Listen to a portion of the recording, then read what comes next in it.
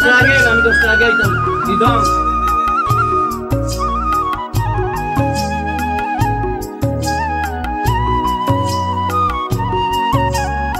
তো গাইস আমরা বেরিয়ে পড়েছি, এবার তো যাচ্ছি কালীবাড়িতে, এখানে শিব পূজা হবে। শিবায় শান্তায় সর্ব পাপ হরায় ত্রৈলোক্যে।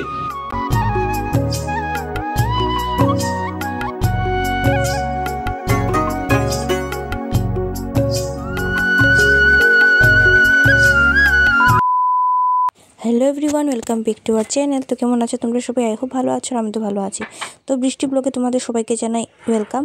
আর আজকে আমি ক্যামেরা হাতে নিয়ে ইন্ট্রো দিতে পারিনি। তো দেখো আজকের দিনটা ছিল শিবরাত্রির দিন। তো সকাল সকাল ঘুম থেকে উঠে গিয়েছি, আর যেহেতু আজকে উপোস থাকতে হবে, মানে পুজো দেওয়ার আগে পর্যন্ত উপোস থাকতে হবে, কিছু খেতে পারবো না, সেই জন্য একটু জল গরম করে জল খাচ্ছিলাম। তো গাইস আমি চলে যাবে এবার স্নান করতে, আর স্নান করে এসে তারপর তোমাদের সাথে দেখা হচ্ছে। আর এদিকে তো দেখতেই পাচ্ছ মা অনেক সকালবেলা স্নান টান করে ঘরের পুজোটাও কমপ্লিট করে নিয়েছে। আর এইদিকে দেখো বাড়িতে যে শিব ঠাকুর স্থাপিত আছে আমাদের, ওনাকেও স্নান করে নিয়ে মানে শিবের মাথায় জল ঢেলে দিয়েছে। তো গাইস এবার আমি যাবো, স্নান করে চলে এসেছি, তো এবার যাবো শিবকে স্নান করানোর জন্য। তো চলো তোমরা দেখতে থাকো। আর আমি শ্যাম্পু করেছিলাম অনেক আগে, সেই জন্য আমার চুলগুলো একদম মানে ভিজা ভিজা নয়, কারণ আমি আগে শ্যাম্পু করেছি আর তারপরে স্নান করেছি, চুল শুকানোর পরে স্নান করেছি, সেই জন্য চুলটা ভিজা ভিজা নেই। তোমরা আবার ভাবতে পারো যে স্নান করেছি চুল ভিজা নয় কেন। তো যাই হোক চলো এবার শিবকে স্নান করাবো, তো দেখতে থাকো।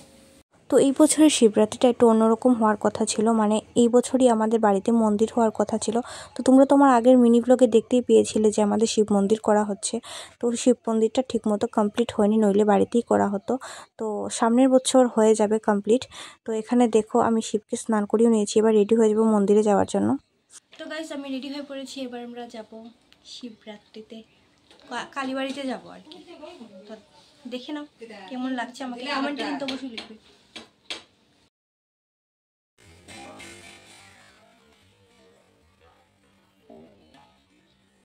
যাবে কিন্তু বোন শাড়ি পরে নি, এমনি মানে চুড়িদার পরে নিয়েছে, শাড়ি পরবে না বলেছে। আর এদিকে তো দেখতেই পাচ্ছ মা মাসি ওরা পুজোর জন্য সমস্ত জোগাড় যন্ত্র করছিল।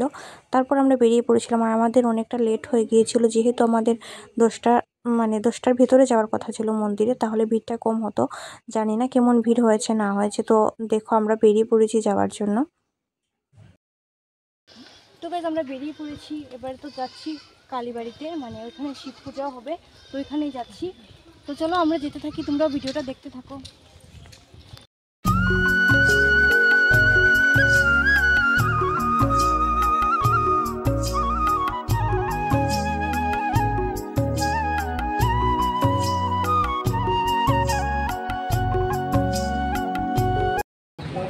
দেখতেই পাচ্ছ কেমন ভিড়, মানে প্রচুর মানুষ হয়েছে, দেখতেই পাচ্ছ তোমরা, অনেক দেরি হয়ে যাবে।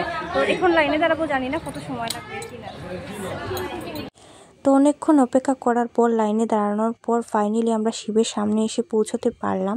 তো এখানে দেখতেই পাচ্ছ মা মাসি আর আমরা 3জন মিলে অঞ্জলি দিচ্ছিলাম একসাথে, কারণ প্রচুর মানুষ হয়েছে। তো একজন একজন করে দিতে গেলে অনেকটা সময় লেগে যাবে, সেই জন্য পুরোহিত মশাই 3জন করে সবাইকে, কারো 3জন কারো 4জন করে এরকম করে অঞ্জলি নিয়ে দিচ্ছিলেন।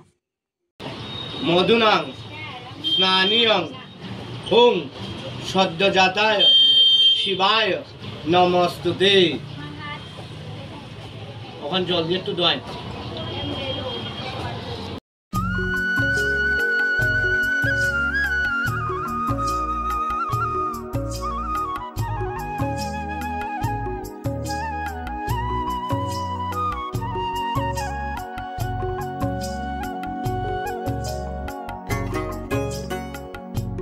আর এখানে দেখো আমি ধূপকাঠ মোমবাতি জ্বালিয়ে দিচ্ছিলাম, আর মা মাসি তারা ওই সাইডে ধূপকাঠ মোমবাতি জ্বালিয়ে দিচ্ছিল। তো চলো তোমরা ভিডিওটা দেখতে থাকো।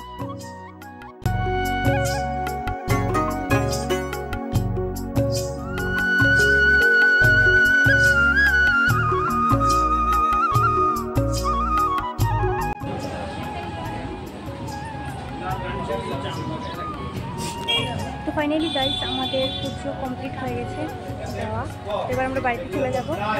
তো এখানে দেখো অনেক লাইন, প্রচণ্ড পরিমাণে লাইন।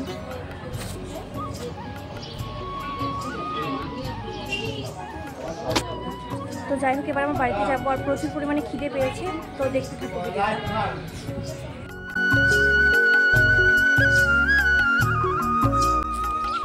ফাইনালি আমরা চলে এসেছি বাড়ির সামনে। এবারে যাবো বাড়িতে গিয়ে উপাসটা ভাঙবো, তারপরে খাবো, কিছু খাবো, প্রচুর পরিমাণে খিদে পেয়েছে। তো চলো তোমরাও দেখতে থাকো। বাড়ির সামনে তো চলে এসেছি, তো যাই আমরা। তো গাইস এসে আর ভিডিও করতে পারিনি, মানে প্রচুর পরিমাণে টায়ার্ড ছিলাম, সেজন্য আর ভিডিও করতে পারিনি। মন্দির থেকে এসে খেয়ে একটু ঘুমিয়ে পড়েছিলাম। তো এখন বাজছে রাত্রে 10:30, আর এখন আমি খাবো। তো এসে খেয়েছি, মানে আমরা খেয়েছিলাম ঠাকুরের প্রসাদটা, খেয়েছি, কাঁচা কিছু ফল খেয়েছিলাম, খেয়ে ঘুমিয়ে পড়েছিলাম। আর তারপর দেখো আর রাত্রে আমরা খেলাম খিচুড়ি, আলু ভাজা, শসা, এগুলো দিয়ে রাত্রে খেয়েছিলাম। আর দিনের বেলা সারাদিন কিছু খাইনি। তো ভিডিওটা শেষ করাও হয়নি।